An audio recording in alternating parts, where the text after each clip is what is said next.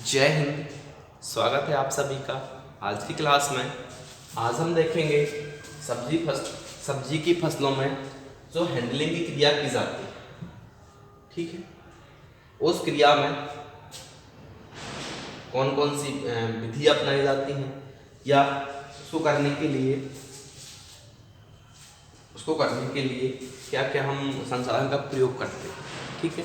तो पहले देखेंगे कि हैंडलिंग क्या होती है, ठीक है। हैंडलिंग, आपने कोई सब्जी का उत्पादन की हुई, सब्जी की आपने कोई उपज तैयार की हुई है ना, और आपकी उपज जो है वो कटाई से लेकर जिस उपभोक्ता के पास उसको पहुंचना है, ठीक है ना, जहाँ पे उसको पहुंचना है, जिसका वो जो व्यक्ति उपयोग करेगा, उसके बीच में जो सारी क्रियाएं होंगी वो सब आती हैं हैंडलिंग के अंतर्गत। समझ पा रहे होंगे। हैंडलिंग क्या हो गया कि उपज की कटाई से लेकर, ठीक, उपज की कटाई से लेकर जिस उपभोक्ता तक वो पहुंचनी है, सब्जियां हैं तो भोजन बनने तक, ठीक है, जहां तक वो पहुंचनी है उसके बीच में सारी क्रियाएं आएंगी, वो सब आती है हैंडलिंग के अंतर्गत। जैसे उपज का संग्रह करना है, उसकी प्री कूलिंग करना है, छटाई करना है, सफाई करनी है और उसमें कीटों के लिए उपचार करने हैं, तो उपज को सुखाना है, उसकी ग्रेडिंग करनी है या उसके अलावा कोई अन्य उपचार करने हैं, पैकिंग करना है और भंडारण करना है, ठीक है। सब क्रियाएं आएंगी इसमें हैंडलिंग के अंतर्गत। तो इन्हीं को हम एक एक करके देखेंगे। पहला, कटी उपज का संग्रह, ठीक है ना। क्या है? कटी उपज का संग्रह। जब आपने फसल को काटा है या आपने उपज को निकाल लिया है तो क्या होता है, सब्जियां जो होती हैं वो अधिकतर नाजुक होती हैं, ठीक, या सब्जियों की जो उपज होती है वो नाजुक होती है, मुलायम होती है, जिस पर बहुत जल्दी दाग धब्बे लग सकते हैं, चोटें लग सकते हैं, किसी प्रकार का नुकसान हो सकता है। तो उन्हीं सबको कम करने के लिए, उन्हीं को बचाने के लिए सावधानी पूर्वक उनकी देख रेख के अनुसार पे उनकी क्या किया जाता है, संग्रह किया जाता है। किसका संग्रह? कटी उपज का।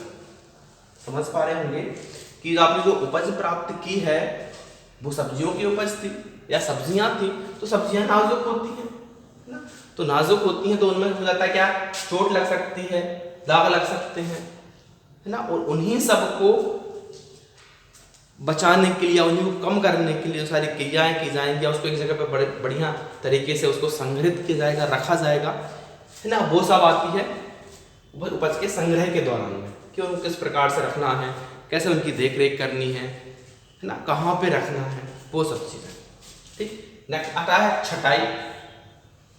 छटाई क्या होती है कि उपज में कोई उपज जो है खराब हो गई है, या उसमें कोई कीट लग गया है या रोग लग गया है, या पक्षियों ने उसको खा लिया है, या फसल या उपज जो थी वो सड़ने लगी है या सड़ने वाली है ना, उपज जो है मुरझाई हुई है, ऐसी उपज को, ऐसे फलों को, ऐसी सब्जियों को निकालकर अलग कर देना छटाई कहलाती है।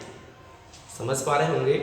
उपज में यदि किसी प्रकार की कोई चोट लगी है ना, पक्षियों ने खाया है उन्हें, या फिर उनमें कोई कीट लगा है, रोग लगा है, या वो सड़ने वाली हैं, सड़ चुकी हैं, है ना, ऐसी सब्जियों को या ऐसी उपज को निकालकर अलग करना किसके अंतर्गत आता है? छटाई के अंतर्गत आता है, ठीक। समझ पा रहे हैं हम क्या पढ़ रहे हैं? हम हैंडलिंग क्रियाएं पढ़ रहे हैं। दो देख ली हमने यहाँ से। पहली हमने छटाई उपज, कटी उपज का संग्रह देख लिया और छटाई देख ली, ठीक। संग्रह हो गया और छटाई भी हो गई। फिर आगे आता है प्री कूलिंग, तीसरी विधि थी। प्री कूलिंग क्या होती है? हमने सब्जी का संग्रह कर लिया, उसको सावधानी पूर्वक रख लिया ताकि उनमें कोई चोट, दाग धब्बे न लग पाए। दूसरा, हमने उसकी छटाई कर ली, जो ऐसे रोगी थे या कीट वाली सब्जी थी या पक्षियों ने खाई हुई थी, उनको निकाल कर अलग कर दिया हमने, वो छटाई कहलागी। आगे आता है प्री कूलिंग। प्री कूलिंग क्या है? जो आपने उपज ली हुई है, ठीक है, वो खेत से आए हो तो क्या वो गर्म रहती है, ठीक, उसी गर्मी को दूर करना ही आता है प्री कूलिंग के अंतर्गत। ये उपज थी, वहां पे खेत में गर्मी थी, खेत का माहौल गर्म था, उसी उपज को ठंडा करना अब उसमें बहुत सारी विधियां आएंगी, उन्हीं विधियों को हम कहते हैं प्री कूलिंग की विधियां, और उपज को ठंडा करना ये कहलाता है प्री कूलिंग। विधियां कौन कौन सी हैं? पहली विधि हाइड्रो कूलिंग, दूसरी विधि कमरे को ठंडा करना, तीसरी विधि बलपूर्वक एयर कूलिंग, और चौथी विधि आइस कूलिंग, और एक और है पांचवी वैक्यूम क्लीनिंग। ठीक है, चार देखेंगे पहले किसकी? प्री कूलिंग की विधि। प्री कूलिंग समझ लें क्या होता है? प्री कूलिंग कटी हुई उपज, जो उपज थी वो खेत से गर्म आई हुई थी, उसको ठंडा करना ही प्री कूलिंग कहलाता है। इसकी विधियां, पहली हाइड्रो कूलिंग।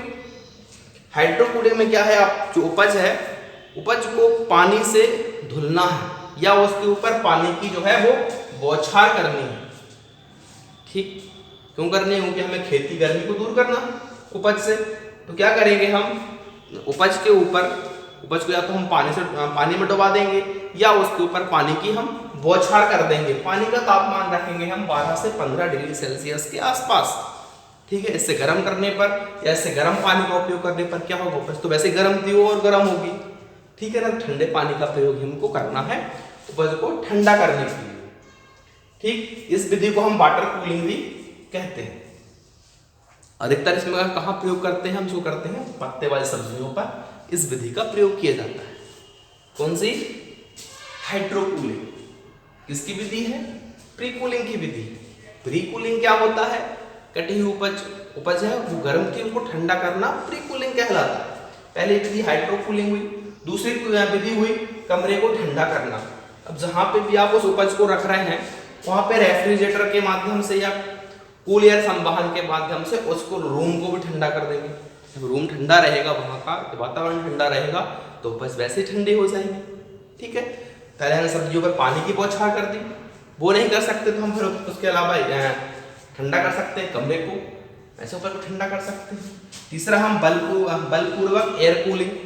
ठीक, यहाँ पर भी हम रेफ्रिजरेटर का प्रयोग करेंगे और ठंडी हवाओं को शक्तिशाली पंखों के माध्यम से उसके ऊपर छोड़ देंगे, या बंद कमरे में सब्जियों का उत्पादन उपज को रख के उस पर हम पंखे की सहायता से ना वहाँ पे हम उस माहौल को ठंडा कर देंगे, उस रूम को ठंडा कर देंगे तो उपज भी ठंडी हो जाएगी। ठीक है ना। आगे आता है आइस कूलिंग। आइस कूलिंग में क्या था? बर्फ के माध्यम से जो उपज है, उपज को बर्फ के संपर्क में रखना है। बर्फ ठंडी होती देखा होगा, है ना, ठंडा करना है सब्जियों को, तो उपज को हम बर्फ के संपर्क में रख सकते हैं। ठीक है ना, तो उपज जो है वो भी ठंडी हो जाएगी। बस ध्यान इतना रखना है कि उपज को, है ना, किसी पॉलीथिन में या किसी ऐसे संपर्क में रखें ताकि वो बर्फ के संपर्क में सीधी ना हो, है ना। एक कवर करके बढ़िया फिर जो भी उत्पादन था सब्जियों का उसको उसमें रखना है ताकि वो खराब ना होने पाए। ठीक है, और वैक्यूम कूलिंग करनी है। ये हुई अपनी क्या हुई? प्री कूलिंग की विधियां। ठीक है ना। क्या देख रहे हैं हम देख रहे हैं हैंडलिंग। हैंडलिंग के अंतर्गत कटाई के बाद की प्रक्रिया कौन कौन सी हुई हमारी? उपज का संग्रह हुआ, प्री कूलिंग हुई, छटाई हो गई। अब हम सफाई और कीट शोधन देखेंगे। ठीक, सफाई और कीट शोधन, ये प्री कूलिंग था। अब हमें करनी है उस फसलों की सफाई। सफाई करने के लिए क्या करेंगे? सफाई क्यों करते हैं हम? क्योंकि जो उपज आई थी, ठीक है, उसमें कोई धूल भी लगी रह सकती है ना।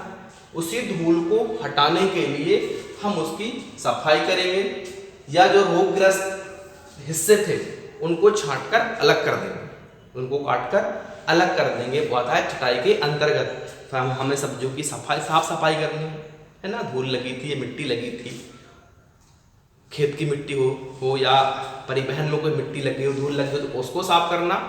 और उसके अलावा जो कोई उपज खराब हो गई थी, है ना, किसी पक्षी द्वारा खा ली गई थी या किसी अन्य माध्यम से खराब हो गई थी वो, तो उसको काट के अलग करना भी सफाई के अंतर्गत आता है। ऐसा क्यों करते हैं? ताकि सब्जियां जो है वो ताज़ा बनी रहे, ठीक है, लंबे दिन तक चलती रहे। उसके बाद देखते हैं कीट शोधन। क्यों करते हैं कीट शोधन? ठीक, क्यों करते हैं? क्योंकि हैंडलिंग और विपणन के दौरान नमी को उड़ने से रोकता है। ठीक, दूसरा है कोई चोट या कोई निशान से बचाता है, भाई क्या करना है हमें वहाँ पे उनमें कुछ दवा का प्रयोग करना है कीट शोधन में, ताकि उनमें कोई कीट लगे होंगे तो उनको हम खत्म कर सकें। ठीक, वैसे ही आता है विपणन के दौरान पानी को उड़ने से रोकता है, यदि हमने उस पर दवा मिला दी है ना, और जब उसको दूर के मार्केट में लेके जा रहे हैं तो उस पर हम एक दवा का लेप कर देते हैं, ताकि वहाँ जो उपज की जो नमी है वो वहाँ पर बरकरार बनी रहे, जो पानी है उस उपज के अंदर वो कम ना हो पाए। दूसरा, यदि कोई चोट के निशान लगे हुए हैं उसको फैलने से बचा देता है। ठीक, तीसरा क्या करता है, जहाँ पे भी चोट के निशान लगे थे वहाँ से अब कोई अन्य ऐसी कोई आगे जाकर उनमें कोई ज़्यादा हानि ना हो पाए तो उन निशानों को बंद कर देता है, सील कर देता है, और फसल के सेल्फ जीवन को भी बढ़ाने का काम करता है, और फसल में उपज में जो है गुणवत्ता को भी बनाए रखता है कीट शोधन का उपचार। ठीक है ना, क्या पढ़ रहे हैं, एक बार रिवाइज करेंगे। हम देख रहे थे हैंडलिंग की विधियां या हैंडलिंग के अंतर्गत जो क्रियाएं की जाती हैं वो, ठीक, कितनी हुई हमारी, हमने उपज का संग्रह किया, प्री कूलिंग की, छटाई कर ली, सफाई और कीट शोधन भी हो गया। अब हम देखेंगे उनको सुखाने की विधि और उसके बाद में ग्रेडिंग। ठीक, सुखाना और ग्रेडिंग, प्री कूलिंग, सफाई, कीट शोधन और ग्रेडिंग।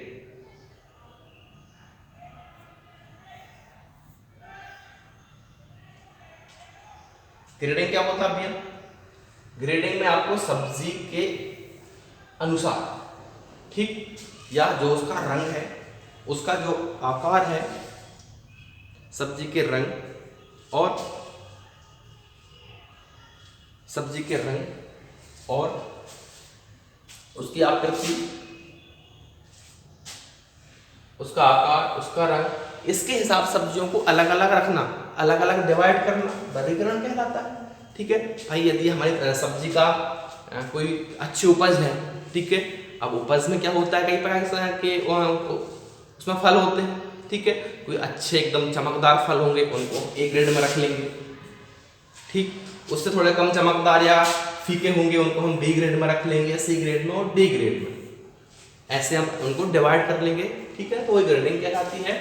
ग्रेडिंग की जो है हाथ की सहायता से की जाती है, अलग अलग लाइनें बना लेते हैं, उनमें उस उपज को रखते जाते हैं। समझते तो हो गए ना ग्रेडिंग को, उसके उपज के रंग के, आकार के, बनावट के ना, उसके हिसाब से उसको अलग अलग स्थान पर रखना, वो ग्रेडिंग कहलाती है। अब जो अच्छी उपज होगी उसको हम ए ग्रेड में रख लेंगे, उसके बाद वाली उपज को हम बी ग्रेड में, सी ग्रेड में और डी ग्रेड में से अलग अलग हम ग्रेड बनाएंगे। ग्रेड बनाने से क्या होता है, जो आपका मार्केट में प्राइस मिलता है ना, जो उपज का आपको धन प्राप्त होता है, जो मार्केट में उसकी बोली लगती है सब्जियों की, तो उसमें आपको उसमें मुनाफा हो जाता है।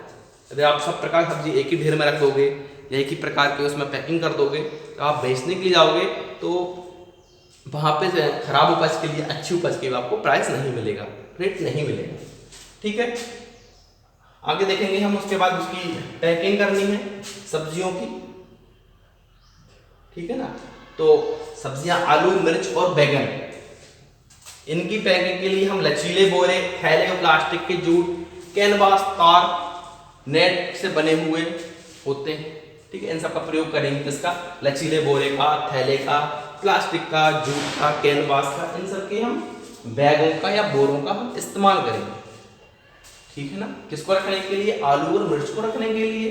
कैसे थैले, लचीले होंगे है ना, जो किससे बने होंगे, प्लास्टिक से बने होंगे, जूट से बने होंगे, कैनवास से या नेट से भी बने हो सकते हैं। आगे हम मिर्च को रखने के लिए हम लकड़ी के टोकरे का इस्तेमाल करते हैं। ठीक है ना, क्योंकि टमाटर जो होता है वो जल्दी खराब होने वाली फसल होती है। ठीक, तो उसमें या तो जल्दी कट वगैरह लग जाते हैं, तो खराब ना हो पाए इसलिए इसकी पैकिंग जो है अच्छी करेंगे हम लकड़ी के टुकड़ों में। और टमाटर मिर्च के लिए, और इसके अलावा टमाटर के लिए भी हम क्या कर सकते हैं, लकड़ी और कार्डबोर्ड के बॉक्स लेंगे ना, या कागज से कार्टून लेंगे, कागज से कार्टून या उन बॉक्सों में हम सब टमाटर के उत्पादन को पैक करेंगे। ठीक,